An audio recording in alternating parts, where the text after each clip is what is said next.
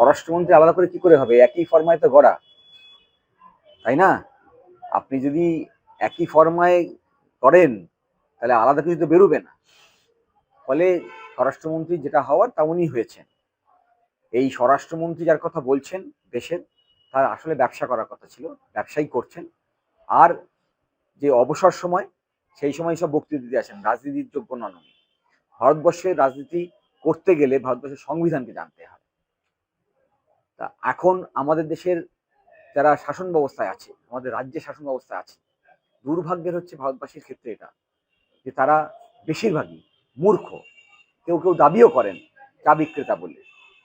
হ্যাঁ, ফলে যারা দেশের সংবিধান জানেন না, হ্যাঁ, তারা যে শপথ নিয়েছেন, আমি বারে বারে বলি যে সব সংবিধানের শপথ নিয়ে আপনি সংবিধানকে কিভাবে লঙ্ঘন করেন।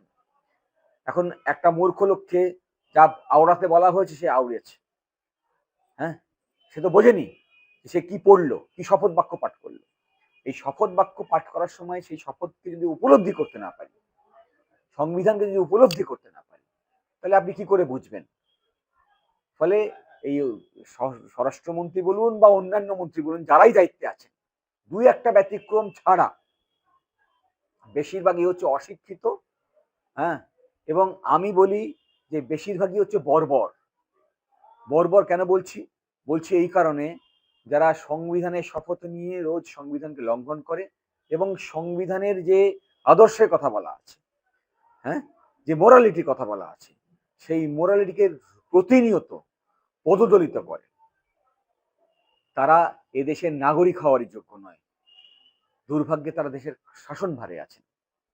হ্যাঁ, তাই এদেরকে বর্বর বলা ছাড়া উপায় নেই। মানুষকে সিদ্ধান্ত নিয়ে এদেরকে সরিয়ে দিতে হবে।